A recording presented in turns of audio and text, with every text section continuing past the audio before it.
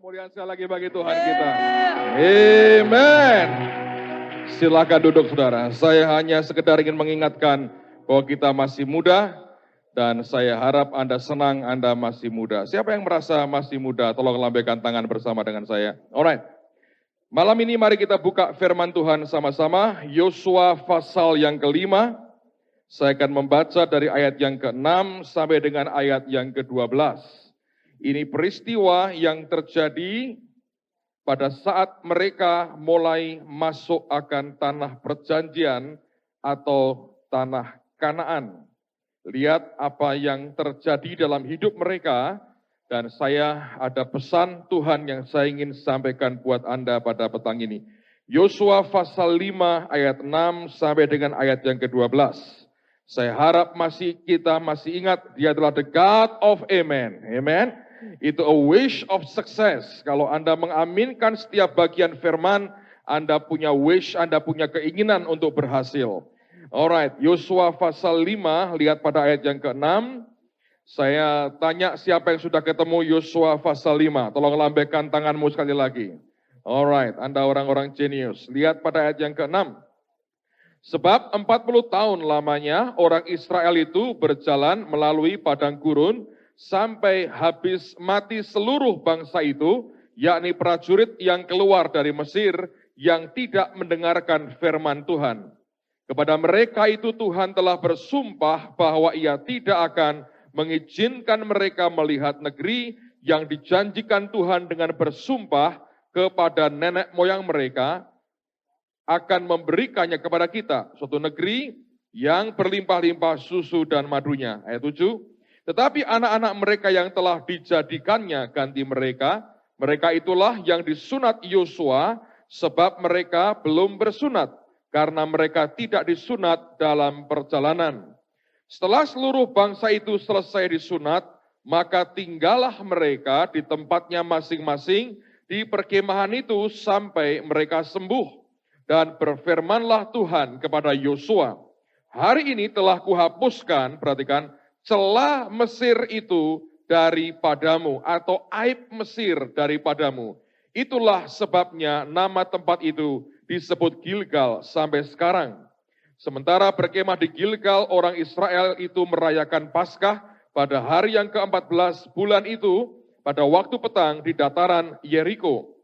Lalu pada hari sesudah Paskah, mereka makan hasil negeri itu, yakni roti yang tidak beragi dan bertih gandum pada hari itu juga.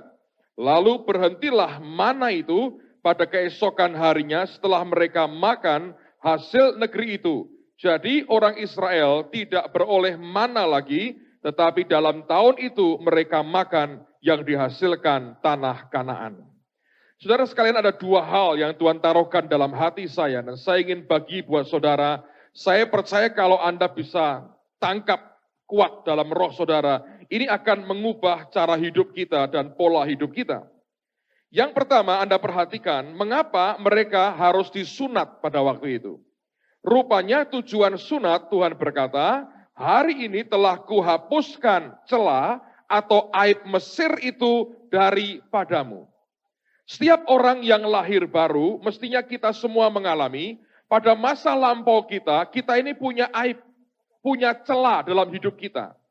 Ada satu masa lampau kita yang kita tidak pernah ingin itu muncul lagi dalam kehidupan kita di masa mendatang. Sebagian orang begitu parah hidupnya, sebagian tidak terlalu parah, sebagian kelihatannya baik-baik, tapi dalamnya juga parahnya luar biasa. Sebagian kelihatan begitu brutal yang dia alami, sebagian nampaknya tidak terlalu brutal, tapi toh itu merupakan celah yang kita berkata, aku ingin singkirkan itu dalam kehidupan kita. Nah, kenyataan ini Alkitab mengatakan begini, supaya celah kita, supaya aib masa lampau kita, segala sesuatu yang pernah kita alami di belakang itu hilang dalam kehidupan kita, rupanya dibutuhkan suatu, tanda petik ya, luka baru atas daging dan hidup kita. Saya mau ulang lagi, perhatikan baik-baik. Ketika mereka harus disunat, tujuan sunat secara rohani Alkitab berkata, Tuhan berkata, hari ini aku hapuskan celah atau aib Mesir dari hidupmu. Bagaimana cara Tuhan menghapuskan akan celah atau aib masa lampau kita? Dengan cara ada luka baru. Karena itulah Alkitab mengatakan mereka tinggal di situ sampai mereka sembuh. Karena sunat itu melukai akan tubuh mereka. Dengan kata lain, saya belajar begini. Dan ini kesalahan yang seringkali tidak disadari oleh orang percaya. Bahwa sesuatu yang melukai kita di masa lalu, apapun bentuknya, dari siapapun juga, yang melukai kita di masa lampau sebenarnya.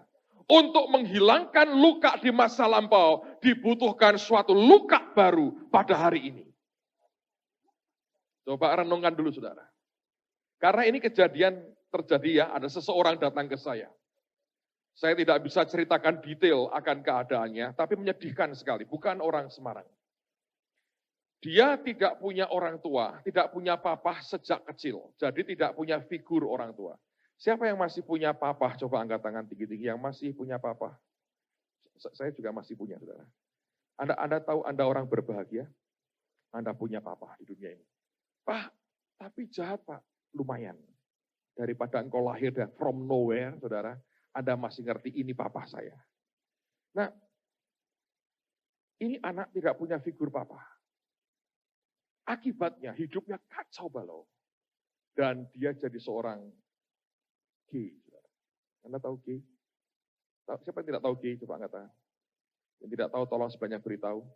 Itu gado-gado campur rawon, saudara, kalau Anda masih nggak jelas. Anda tahu gay? Gay itu adalah homoseks. Ya. Dan sekarang di dunia ini ngeri sekali. Orang makin lama makin berkata, oh itu biasa, tidak apa-apa. Saya berkata, kalau begitu Sodom Gomora tidak perlu dihancurkan Tuhan. So, orang ini akhirnya cari figur. Ya. Ketika dia lahir baru, dia berkata begini. Dia senang sekali mendengar bahwa Tuhan itu dipanggil sebagai Bapa. Oleh karena dia kehilangan figur Bapa, itu melukai dia. Saya ketemu beberapa kali, saudara. Orang kehilangan figur bapak, tidak punya bapak di masa kecilnya. Entah bapaknya minggat atau kabur atau meninggal. Tapi ini orang nggak punya figur bapak, itu nanti bisa jadi kayak homoseks. Bisa berbuat yang aneh-aneh di depannya. Karena figur itu hilang. Nah, ketika dia bertobat, dia baca, oh Yesus ngajari Bapak kami yang di sorga. Lalu kemudian ada orang yang ngajari begini, oh kamu bisa intim kok dengan Tuhan. Panggil dia papi, panggil dia daddy. Boleh nggak saudara? Boleh, silahkan. Oh papi di surga, boleh juga. Atau ayahku, wah kayak drama sinetron, boleh juga. Apapun, Anda boleh panggil apapun saudara. Dan orang ini panggil dia papi. Oh papi, papi, papi. Saudara tahu satu hari dia frustrasi sekali. Dia datang ke saya, dia berkata begini. Jujur, dia berkata, anaknya jujur. Saya berani ceritakan ini karena saya melihat kejujuran yang luar biasa. Dan Tuhan menghargai itu, orang jujur seperti itu. Dia berkata begini, dia nangis. Dia berkata begini, Pak, selama Bapak ikut Tuhan, pernahkah Tuhan mengecewakan Bapak? Sambil nangis. Saya bilang, tidak pernah. Sekalipun Pak, tidak pernah. Kalau aku mengecewakan dia, sering. Saya berkata, dia mengecewakan aku, never, tidak pernah. Terus dia nangis, dia ceritain. Lalu saya bilang gini, apa yang membuat kamu kecewa? Dia berkata, bertahun-tahun saya panggil dia papi, daddy, papa. Mungkin kalau orang Jawa, pae. Gitu. Apapun dia sebut itu. Belum pernah sekalipun Tuhan panggil aku, my son, anakku. Kalau pakai bahasa Jawa, belum pernah, saudara. Nang, belum pernah. Saya pengen dengar itu. Anda kalau ada orang ngomong begitu, jawabanmu apa? Saya makin lama ya, makin belajar begini, saudara. Orang itu, saya dari dulu Pak Yusak ngajari, tapi susah sekali untuk ngerti. Tapi sekarang saya bilang, Tuhan, orang konseling itu sederhana. Biarkan dia ngomong apa, engkau ngomong sama aku. Nanti kita ngomongnya bagaimana. Tuhan ngajari luar biasa. Saya diam dan nangis. Saya bilang, waduh Tuhan. Nah, engkau tidak ngomong. Nah, saya juga ngomong. Aku ya kadang-kadang ya banget saya bilang, "Ambo undang atau Tuhan anakku." Lah itu kan selesai. Iya toh?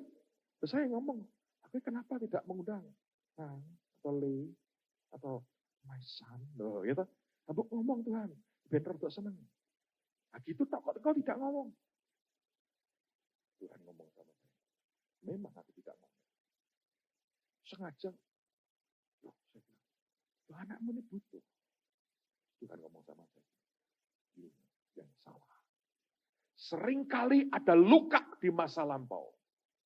Lalu orang yang terluka itu, dengar soal misalnya pengajaran soal kesembuhan batin. Ya toh? Memang betul itu. Anda perlu sembuh batinmu. Tapi dia berkata begini, dia ngomong gini. Seringkali orang tidak utuh mengajarkan. Memang ada kalanya yang luka itu aku bebat, aku balut. Tapi tidak sedikit orang yang luka untuk sembuh harus ada luka baru. Wah, saya mikir, kok bisa ya? Lalu Tuhan jelaskan. Saya bilang luar biasa. Seringkali Anda merindukan sesuatu. Saya beritahu ya, karena kasihnya tidak bakal diberi. Untuk menyembuhkan suatu luka, ada waktunya dibalut. Tapi seringkali untuk menyembuhkan itu dibutuhkan suatu luka baru. Secara medis itu betul. Ya, kalau saudara, kayak Pak Ardian misalnya, jatuh, patah, jadi kiwir-kiwir begini tangannya. Ini patahnya banyak loh saudara. Saya pengen lihat fotonya, katanya itu, jadi Pak Ardian itu termasuk manusia abad 21. Lawang engselnya dari mur dan sekrup, saudara. Dia sedikit mengandung Robocop loh Pak Ardian sekarang, ya. Tangan kirinya. Lagi ke Bandung, jadi kita rasani nggak apa-apa, saudara. Jadi itu dia Robocop sebetulnya. Karena itu kalau di foto katanya itu murnya banyak. Banyak sekali. Saudara ngerti nggak? Waktu dia angkat, tidak ada darah mungkin. Remuk di dalam kok. Ini kan luka. Dagingnya kan robek. Di dalam, tulang belulangnya patah. Saudara tahu untuk menyembuhkan? Apakah cukup? Oh dilus-dilus sama Bu Eli, kemudian dilus-lus sama Yitzhak, ditarik sedikit sama Moti. Cukup? No. Untuk menyembuhkan, dokter perlu buka satu luka baru.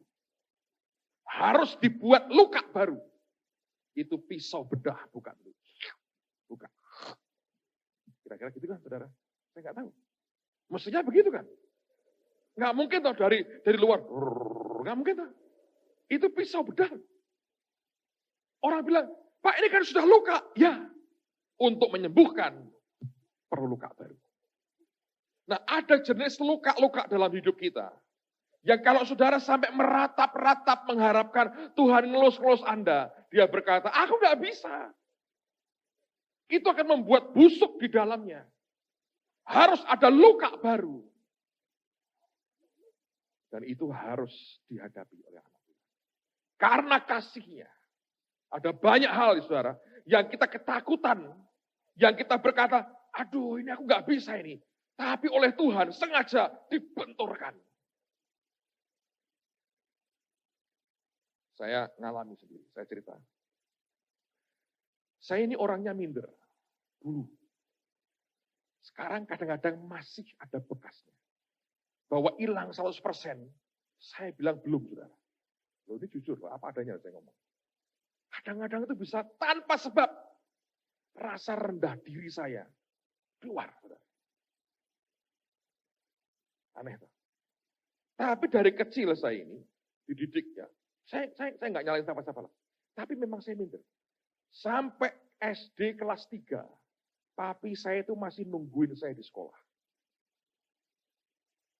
Kalau nggak percaya besok tanya papi saya, besok kalau pagi datang duduk di baris nomor 2. Itu kalau dia harus ada di tempat yang dari jendela kelas, saya lihat harus di situ.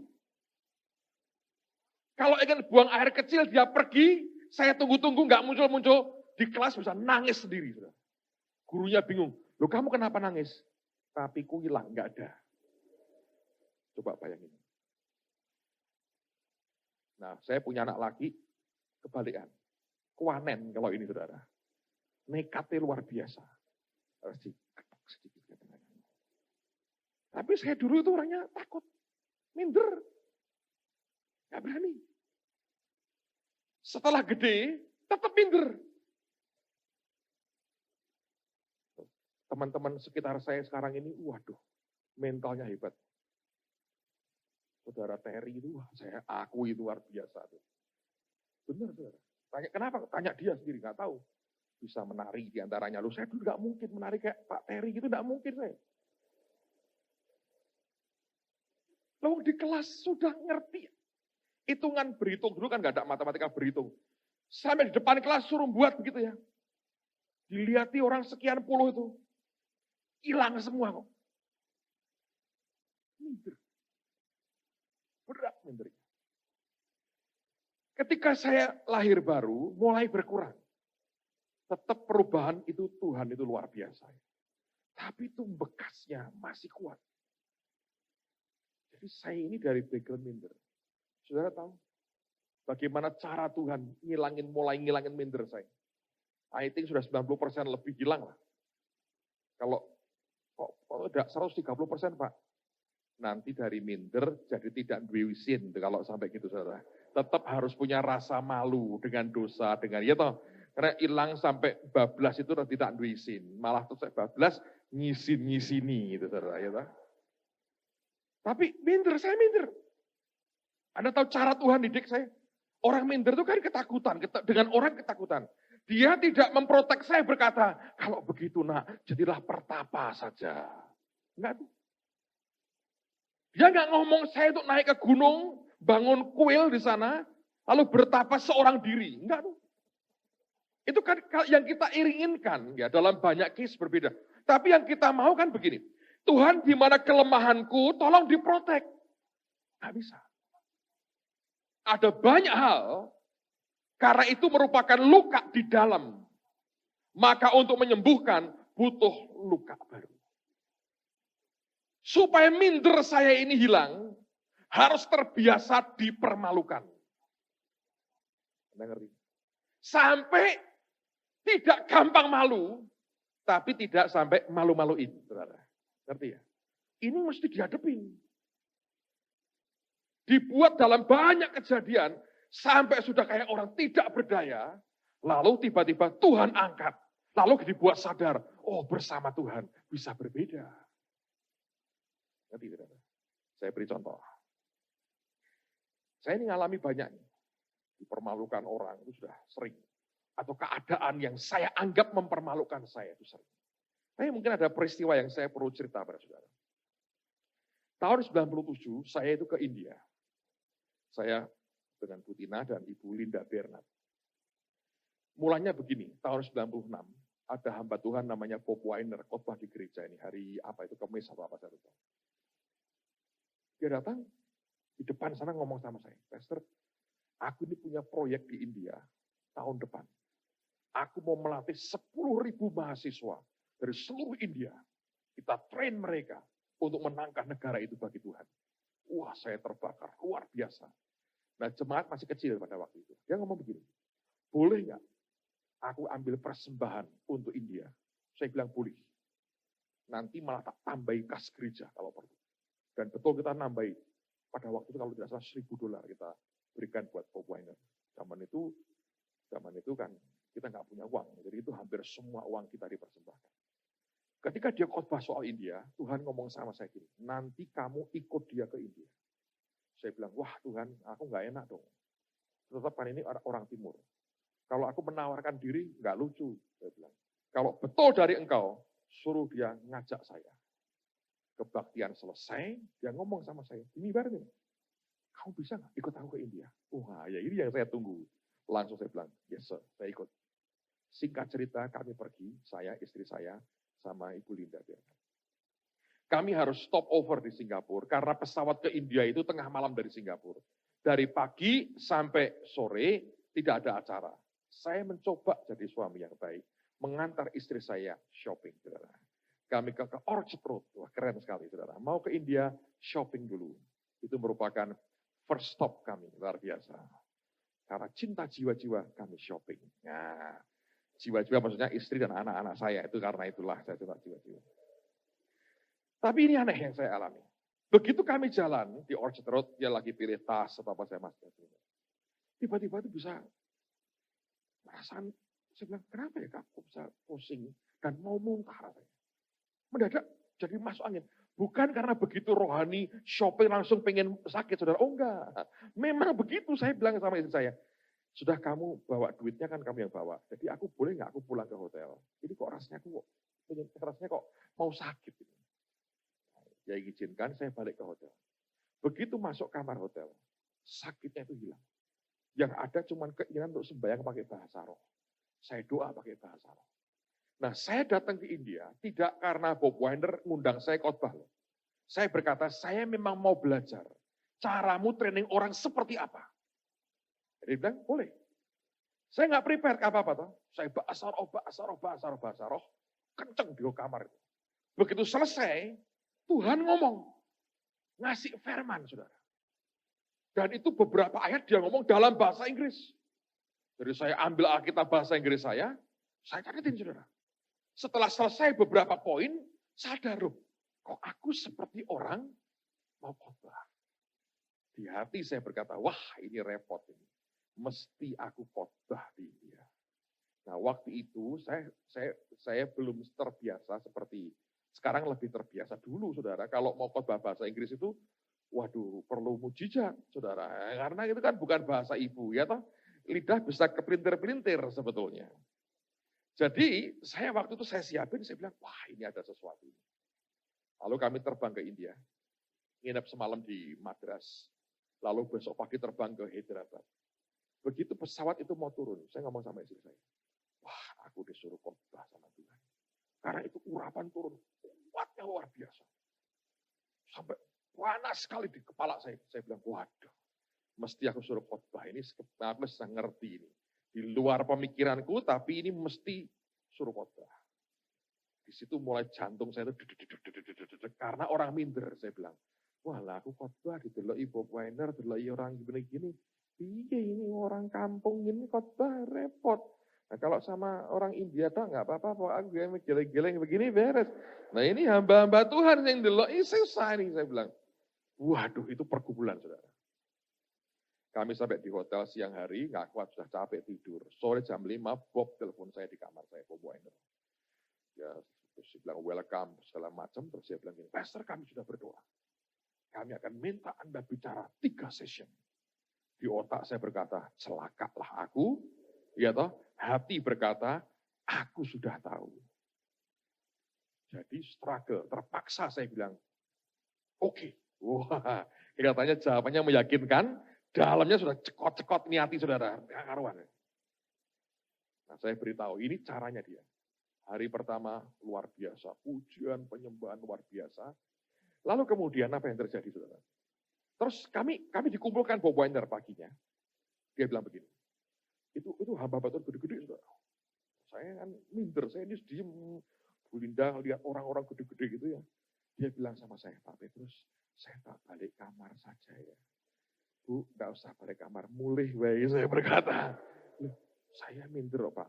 Ibu tak kon ngancani aku ya minder podo wae. Ini aku wis ngeplak gini tangannya sudah ngewel gini kamu. Sekene wae saya bilang, aku dikancani aku bilang. Podo wedine, podo ibu kan paling kok kira pasyatakala. Aku mesti ngomong saya bilang. Sini aja saya bilang. Terus Papa ngomong gini. Gini ya, kalian ini nanti tidak ada topik yang saya tentukan. Pilihlah topik masing-masing. Kamu harus bisa mengkampanyekan topikmu dalam workshop Muka Karya, supaya ada orang mau ikut kelasmu. Jadi harus ngomongnya menarik. Kalau kamu tidak menarik, tidak ada orang ikut kelasmu, kosong kelasmu. Wah lah, promosikan dirimu sendiri. Nah, padahal kita kan orang rendah hati, saudara. Tidak pernah mempromosikan diri kita secara terang-terangan. Lihat, belakangnya banyak sebetulnya. Wah, saya bilang Tuhan, mateng tenan kita orang ini repot. Saya bilang, suruh ngomong apa? Anda tahu? Dia ngomong gini. Karena kalian semua pengkhotbah, saya batasin. Ngomong tentang topikmu dan dirimu 1 menit. Tidak boleh lebih. Kalau tak biarin, tidak ada yang khotbah, kamu khotbah terus, ini nggak berhenti. Dia bilang, beres. Orang-orang Amerika buli-buli itu kan berani-berani. Kita kadang-kadang pengen buli-bulian dicat rambutnya kuning, tapi nyalinya kecil juga nih kadang-kadang ya. Hanya tiru rambut itu. Lalu kemudian, wah, saya bilang, wah ini repot. Terus pokoknya terbisi saya. Kamu boleh khotbah, enggak apa-apa. 5 menit pun oke, yang lain semenit enggak apa-apa. Dia ngerti ini underdognya, saudara. Meski mesti repot, dia paling repot, paling tidak ada apa-apanya. Tenang, saudara. Di Cilentrek itu kayak Miss Universe. Suruh jejer-jejer. Saya tahu mic-nya dikasih ke sebelah sana, saya lari paling ujung. Kenapa paling ujung, Pak? Sambil mikir mau ngomong apa, yang kedua biar terakhir belakangan dapat jatahnya. Waduh, itu kalau mau perut mules, kepala pusing, gigi senut-senut, itu komplit saudara. Saya bilang, Tuhan raibkan aku pulang ke Semarang kalau bisa. Bayangin. Saya bilang, sudah orang minder. Gitu. Anda tahu itu cara Tuhan. Saya bilang, kau tega padaku Tuhan. Saya bilang, aku orang minder. Dan saya ngomong terus terang ini, teman-teman ini hebat kalau ngomong. Yang pertama ngomongnya sederhana. Nama saya doktor ini. Wah, saya bilang, aku juga doktor. Dokter Andes. Ya tak? Lumayan ya saudara ya. Saya doktor ini. Saya dipakai Tuhan untuk menyembuhkan orang sakit. Buta melihat, lumpuh berjalan, tuli mendengar. Kalau Anda ikut kelas saya akan impartasikan urapan ini. Anda akan dipakai dalam kesembuhan ilahi yang luar biasa. India akan dicungkir balikkan oleh kuasa Tuhan. Jadi saya minta ikut kelas saya. Saya impartasikan karunia Tuhan yang dahsyat ini. Saya mikir, waduh lah aku yang pengen melu kayak gitu, ya toh. Siapa gak tertarik? Dulu saya kalau mendoakan buta berjalan, tuli melihat, lumpuh berkata-kata loh. Nah dia nawarkan yang luar biasa loh. Buta melihat, lumpuh, jalan, tuli mendengar. Saya bilang, aku juga mau sebetulnya. Dengan berani dia bilang, ikut kelas saya. Kalau tidak Anda akan rugi. Mungkin seumur hidupmu ini baru akan terakhir kesempatannya. Dalam hati saya bilang, aku yo pengen melu. Impartasikan. Sudah. Yang kedua, cool banget. Nama saya dokter ini. Sudah 12 orang mati, saya bangkitkan.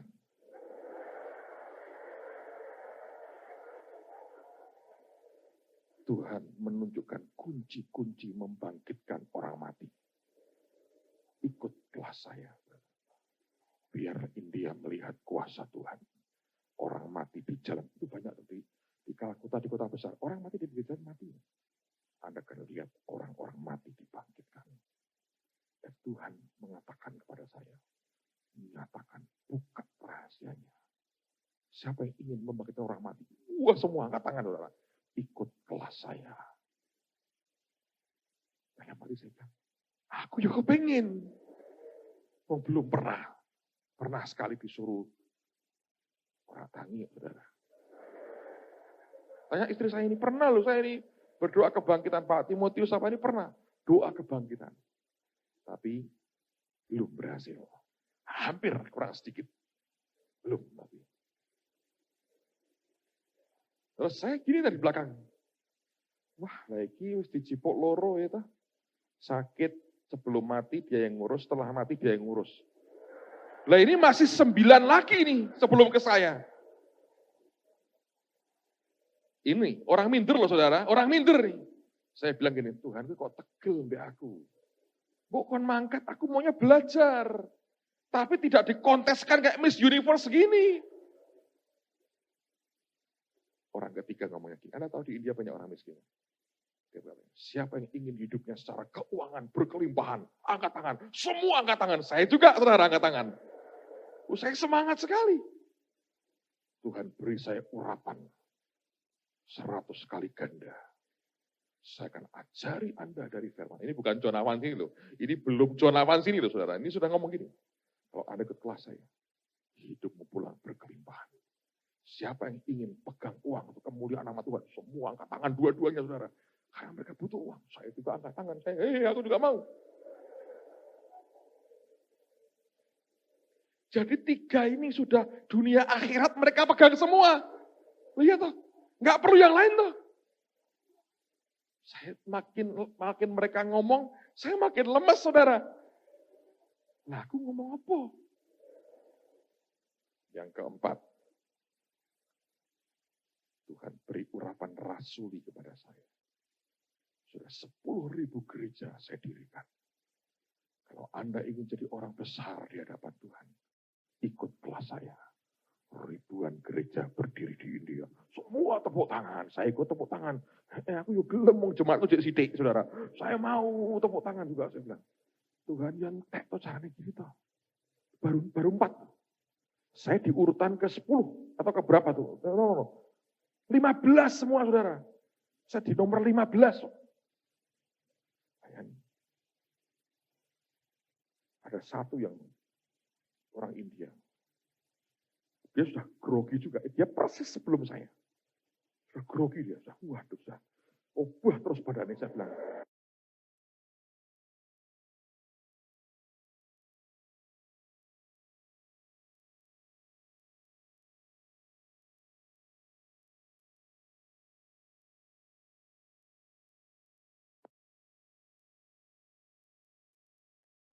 Sudah grogi dia. Waduh, sudah obah terus badannya, saya bilang. Saya bilang ini, enggak lagi ya podo be aku iki koncoku iki. Dia sudah nervous. Anda tahu subjeknya? Dia ngomong begini. Saudara-saudara. Loh, ya Rocky lo ngomongnya lo, saudara. Saudara-saudara. Injil juga bisa disampaikan lewat olahraga. Saya akan bicara soal itu. Amin. Saya bilang, kok cepet banget ya? Terakhir dikasihkan saya. Bob Weiner bisik saya. Khotbah. Dalam hati, khotbah apa nih? Aku bilang, TKB udah diambil mereka. Saya lupa saya ngomong apa, tapi ini yang saya masih ingat, saudara. Saking tegang itu sampai hilang. Saya tak omongnya apa lali, saudara. Saya bilang, saudara berdoa saja. Kalau Tuhan suruh ikut kelas saya, ikut kelas saya. Saya berkata, tapi tak habis kok. Dunia akhirat sudah kecekel semua. Nah bagianku apa? Olahraga aja disikat orang, saya bilang. Nah, saya ya bisa nih olahraga setinan gitu ya. Dulu lumayan umbul gitu ya bisa. Tapi ini olahraga pun dimakan sama orang. Saya lihat aspeknya habis. Ya segala begini nyerah toh. Berdoalah. Loh ya toh. Kalau Tuhan ngomong ke kelas saya, ngikut kelas saya. Selesai toh urusannya. Anda tahu hari pertama? Itu ada Ekman, segala saudara. Entek, pokoknya nyali habis betul. Saya bilang sampai kok tega tuh. Belakangan saya tahu. Itu orang kalau minder. Itu kan ada luka di masa lalunya. Ya, jangan minta diprotek. Biarkan Tuhan buka luka baru. Waduh, saya merasa dilukai. Hari pertama saya sudah terkagum-kagum. Ada orang ikut kelas saya. Jumlahnya tidak kalah besar dengan Ekman. Sebab saya gantiin kelasnya Ekman. Jadi Ekman session, yang kedua kan saya. Di ruangnya sama, saudara. Saya lihat dari jauh segitu juga. Ketika saya di situ, malah lebih banyak sedikit. Saya bilang, not bad dalam hati ya. Lumayan. Begitu saya selesai, ketemu tonggoku tadi yang olahraga. Terus saya bilang, loh, dia kan gabung di kelas saya. Saya mulai curiga. Oh ini orang mungkin disuruh Tuhan gabung kelas saya. Terus jalan keluar bareng. Saya tanya, gimana? Tidak ada orang ke kelas saya. Kosong, saudara. Nah, olahraga, ikut olahraga. Mana tak? Tapi lewat sama yang itu.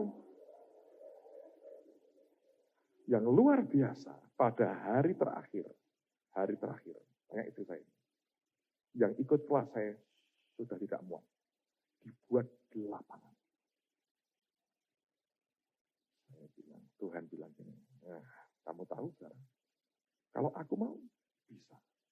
Kumpulkan. Saya bilang, wah ini kelas lebih hebat dari Ekman, saya bilang. Lumayan, saya bilang. Kalahnya cuma sama Bobo Ener. Bobo penuh lapangan. Tapi kelasnya itu tetap gak ada ruangan terisi. Mesti mereka pakai lapangan. 3/4 lapangan itu. Dah pulang. Waduh. Dipeluki orang India. Wah, segala macam. Istri saya digatangi gadis-gadisnya. Ngeri sekali. Masuk di lift. Bob langsung berkata, semua mandi. Yuk. Diperintahkan mandi. Saya bilang, pasti. Saya bilang. Terus dia ngomong gini, aku hanya butuh beberapa orang, 5 orang dari antara 4 orang, 4 dari 15 orang, aku butuh 4 orang. Nanti aku berdoa.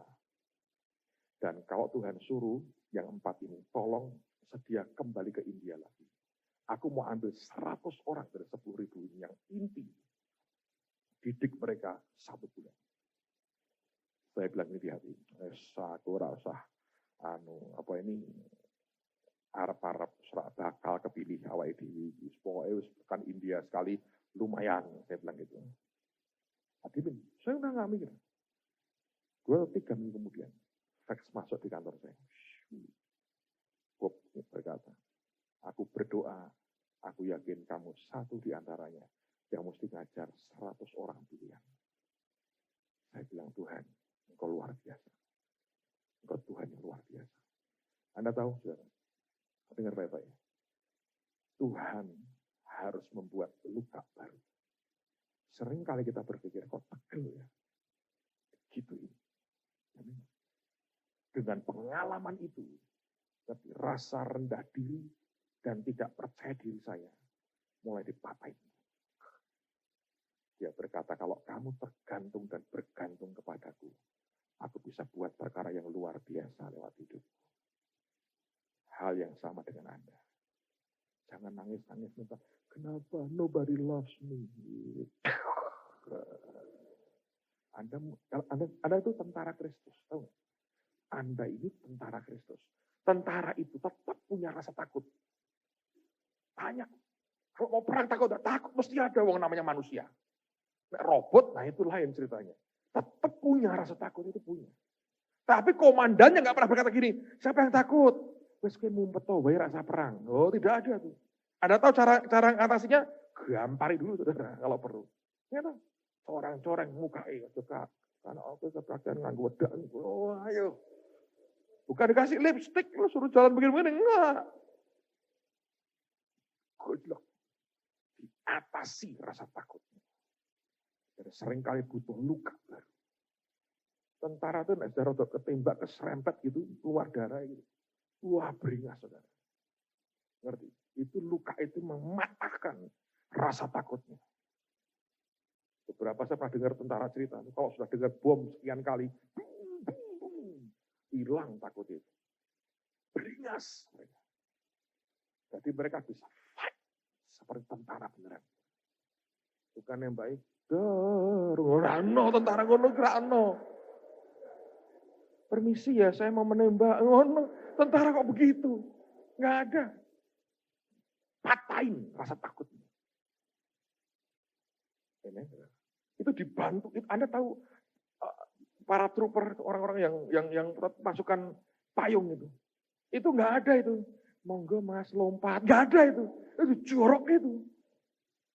Karena semua orang pasti punya rasa takut.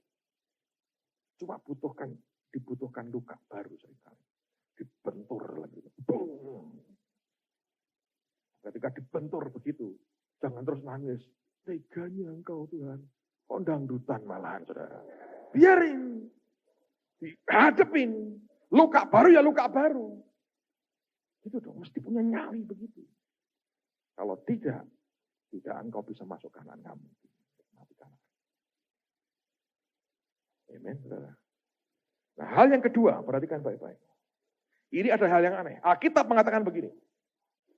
Waktu itu Alkitab berkata, mana berhenti.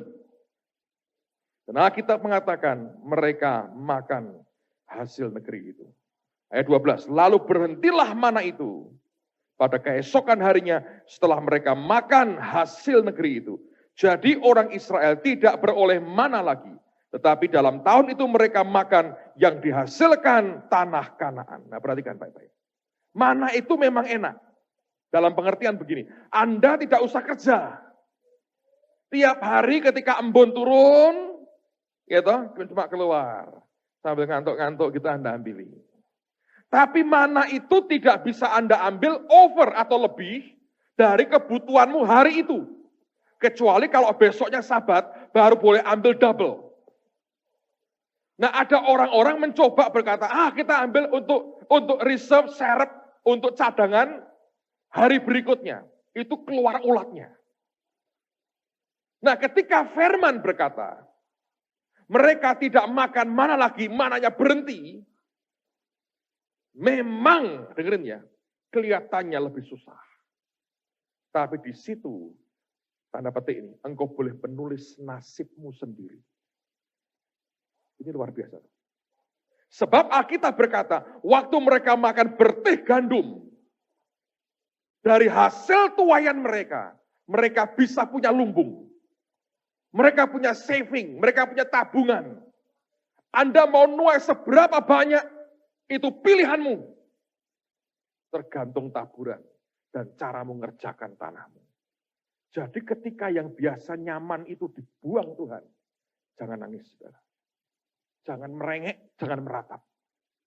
Engkau bilang, Tuhan, ini biasanya begini, enak ini. Tuhan berkata, yang enak itu sekedar cukup just enough. Waktu mana berhenti, Tuhan beri Anda sebetulnya more than enough, lebih dari cukup. Jadi saya beritahu saudara, sementara ini Anda makan mana sebagian dari saudara? Dari mana? Orang tuamu? Pagi mau sekolah, keluar di meja sudah ada. Mbak, roti gini. Kok bosok? Iya, ini 3 bulan lalu. Buang, gitu. Mana? Tidak usah berkeringat, tiap keluar kamar ada makanan. Tapi harinya akan tiba. Harinya akan tiba. Kalau engkau dengan Tuhan sungguh hati, satu hari engkau akan berhenti mana itu. Dan tiba-tiba engkau makan hasil negerimu, saudara. Dan itu tidak sekedar cukup, tapi lebih dari cukup. Tanda petik saya berkata, bahkan kelak engkau bisa nulis sendiri sebetulnya. Nasibmu mau seperti apa?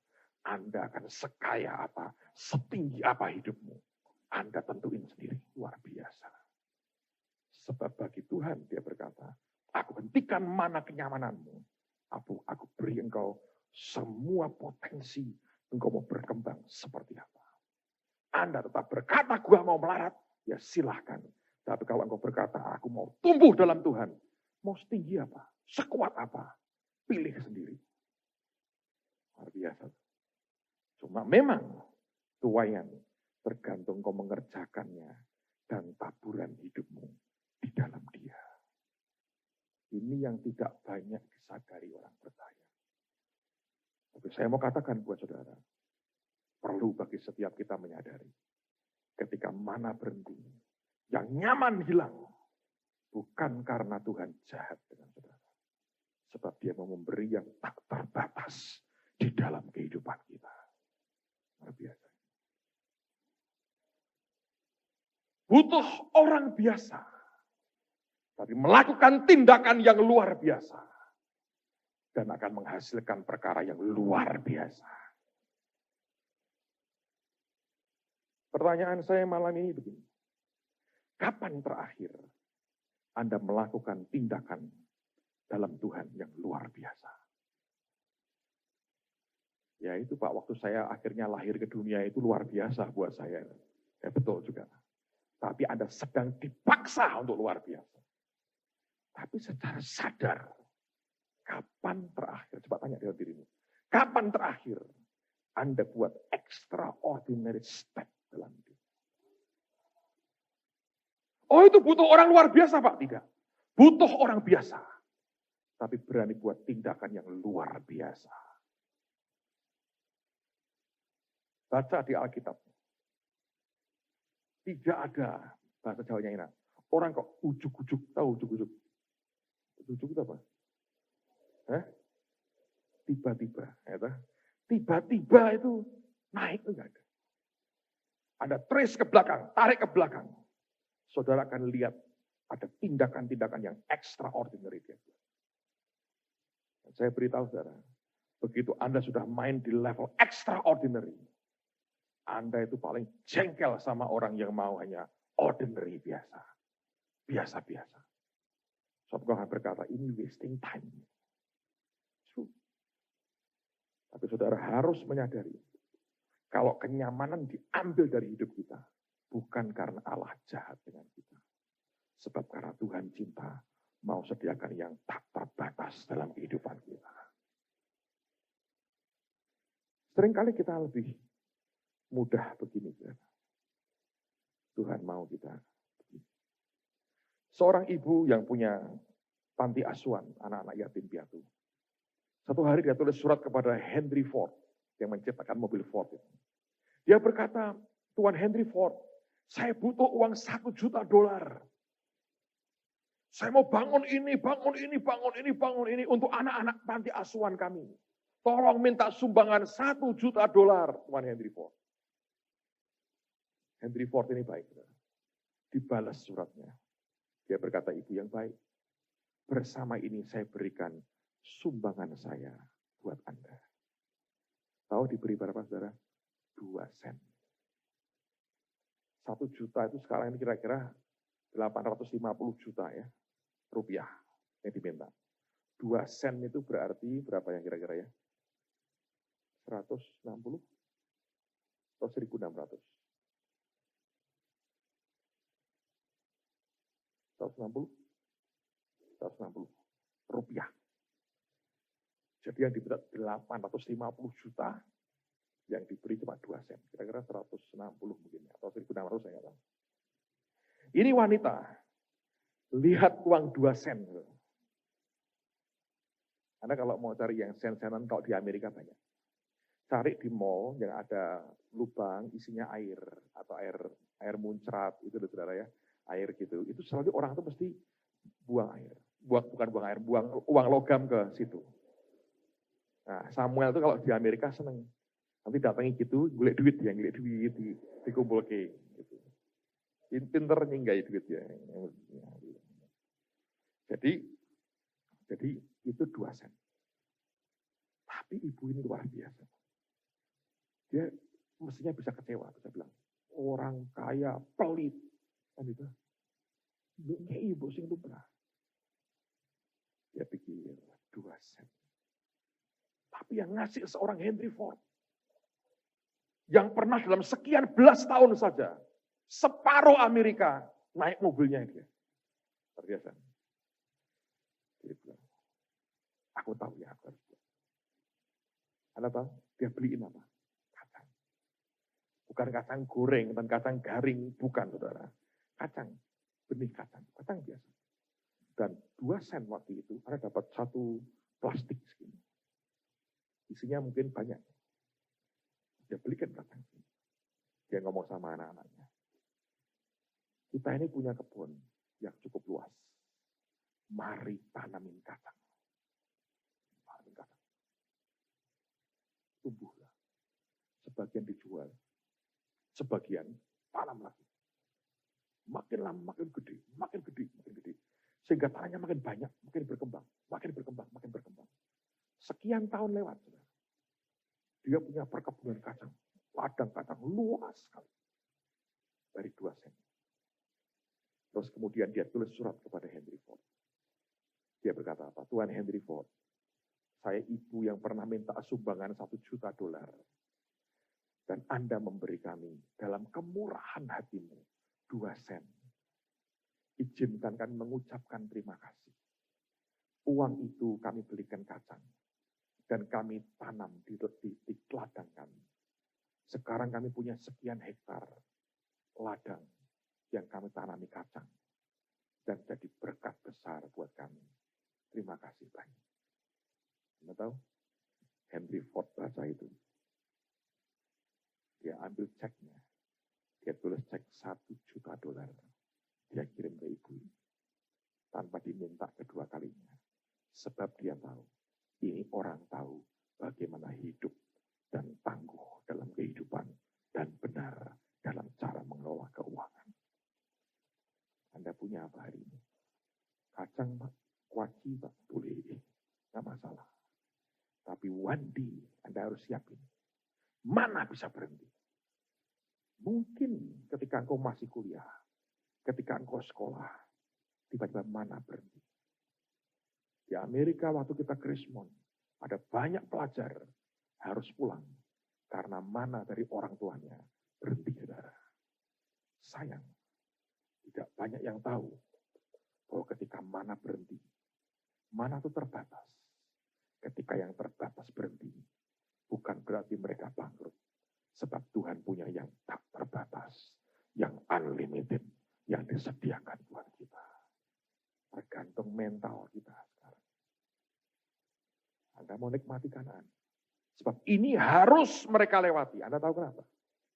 Sebab Yeriko harus mereka hadapi selain. Dan Yeriko itu hanya bisa runtuh oleh orang-orang yang punya iman dan mental seperti ini. Anda tahu tebalnya Yeriko.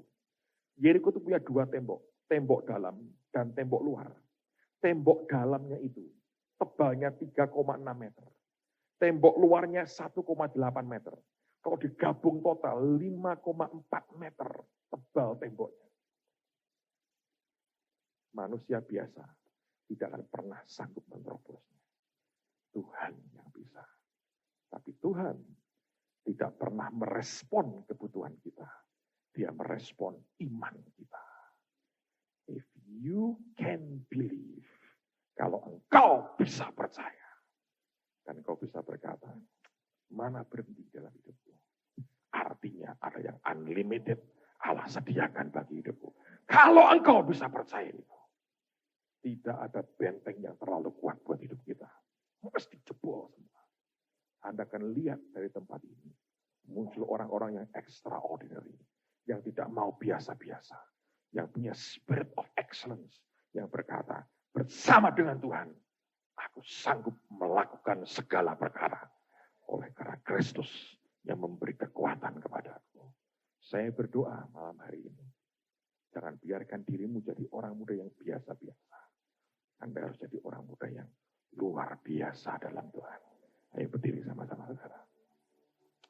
Haleluya. Saya teringat tahun 83. Saya berusia 21 tahun kalau tidak salah. Ya, true. No, 82. 82, saya masih 20 tahun. Kuliah, baru saja kuliah.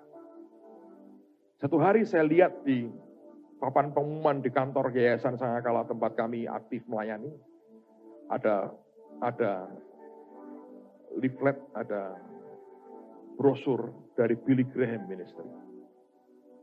Ada konferensi para penginjil seluruh dunia di Amsterdam tahun 83. Saya ya penginjil, masuk luar kampung. Saya bilang gini, Tuhan, aku masih kuliah. Tapi ini menantang untuk diikuti. Uang tidak punya, tapi engkau sanggup Tuhan. Saya ambil itu brosurnya satu, saya bawa pulang. Saya minta Pak Adi, boleh gak saya ambil satu? Oh boleh. Anda mau daftar? Saya mau daftar. Tapi tak sembahyang dulu. Pulang sampai rumah, sembahyang. Bisa loh Tuhan. Pergi ke Holland. Nar Holland itu bisa. Gitu? Pergi ke Nederland ini bisa. Negara penjajah dulu perlu dilihat seperti apa. Sebagian itu uang negara ini sebetulnya yang dia bawa. Tapi siapa pernah mimpi? Oh, enggak punya duit. Tapi bisa. Dan sembahyang dapat firman. Untuk memberitakan Injil. Saya baca persis dengan temanya ini. saya daftar. Nggak tahu ajaibnya Tuhan. Diterima. Dibayari semuanya. Dikasih Singapore Airlines. Pak Adi juga daftar, diterima. Naik Malaysia Airlines. Lebih keren, saya bilang, sorry Pak Adi, Singapore Airlines. Wah, Anda dapat Singapura? Jelas, saya bilang, jelas. Saya di Holland, unbelievable. Saya duduk, saya lihat orang-orang semua sudah ada umur semua. Saya kayak anak kecil, masih kuliah baru mulai. Bersama dengan Tuhan, tidak ada yang mustahil. Saya hanya orang biasa. Tapi ada langkah-langkah yang extraordinary kita buat. Ada orang, bapakku sugih ya. Kekayaan itu lenyap sekejap. Kalau Anda tidak gantung sama Tuhan sendiri, sia-sia. Amen, saudara. Saya berdoa di tengah-tengah kita. Akan muncul orang-orang yang berkata, Tuhan sekalipun ada luka baru, tidak masalah. Aku bukan tentara cengeng. Aku siap di tempat Tuhan. Dan aku percaya, kalaupun mana berhenti, aku tahu ada yang unlimited. Engkau sediakan buat hidupku. Mari angkat tanganmu sama-sama di hadapan Tuhan. Hamba berdoa demi nama Yesus. Tuhan meteraikan kebenaran ini kuat dalam batin kami. Biar tidak ada satu orang pun yang terlewatkan. Hamba berdoa Engkau berkati hidup kami. Berkati. Saya minta Anda kedangkan tangan begini. Lihat tanganmu masing-masing. Lihat tatap tanganmu. Katakan dengan saya. Dalam nama Yesus. Aku percaya. Ada kuasa Tuhan. Di tangan ini. Aku percaya. Apapun. Yang keluar. Dari tangan ini. Akan jadi. Sesuatu yang dahsyat. Aku percaya. Ini bukan tangan biasa. Sebab kuasa Tuhan ada di tangan ini. Dan dalam nama Yesus, aku percaya, masa depanku dijamin oleh Tuhan sendiri. Terima kasih Tuhan. Berkat-Mu turun atas hidup anak-anak-Mu. Turunkan anugerah-Mu. Turunkan anugerah-Mu.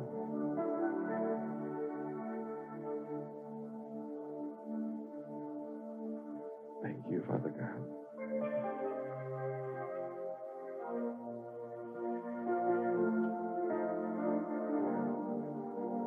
Mari angkat tanganmu sama-sama di hadapan Tuhan. Arahkan hati ke Tuhan. Like a woman with the issue of blood, we press in. We press in like a blind man waiting patiently. We press in through the crowd. Suddenly a touch from heaven. Jesus came and rescued me.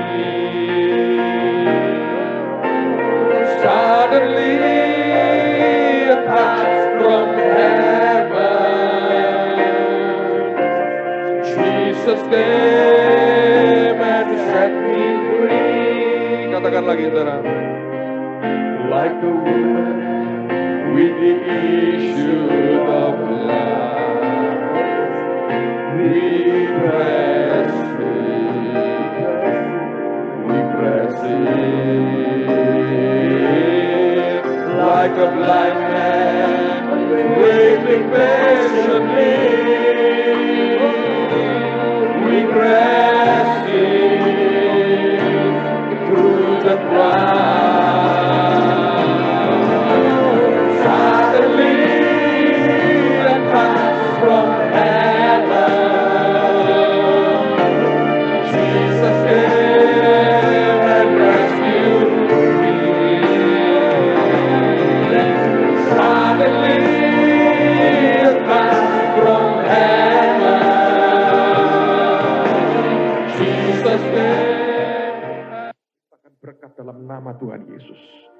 Tuhan jadikan setiap kami membuat sejarah dalam hidup kami.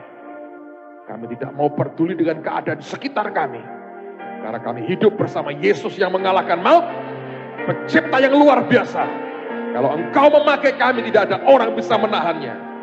Berdoa, jangan lewatkan satu orang di tengah-tengah kami. Lawat setiap kami, berkati, bangun roh kami Tuhan. Tidak ada langkah-langkah biasa-biasa yang kami buat. Beri kami anugerah punya langkah yang luar biasa. Kalaupun perlu luka baru, biar kami hadapi Tuhan. Dan kalau mana berhenti, kami berkata amin Tuhan. Karena kami tahu kalau mana berhenti, Engkau berikan yang unlimited, yang tak terbatas dalam kehidupan kami. Haleluya. Hamba mintakan anugerah Tuhan. Tetap bangun manusia roh kami.